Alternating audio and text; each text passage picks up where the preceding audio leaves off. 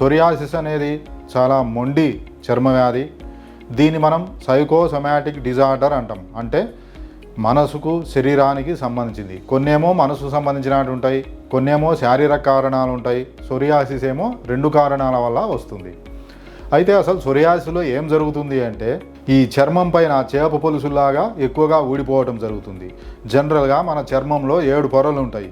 కింది పొర నుంచి కొత్త కణాలు ఉత్పత్తి అయి పై పొరకు పైకి వస్తుంటాయి.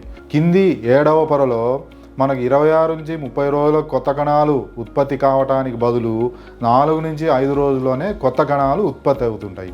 ఈ ఎక్కువగా ఉత్పత్తి అయినటువంటి కణాలు పై పొరకు రావటం జరుగుతుంది. ఆల్రెడీ పై పొరలో పాత కణాలు ఉంటాయి.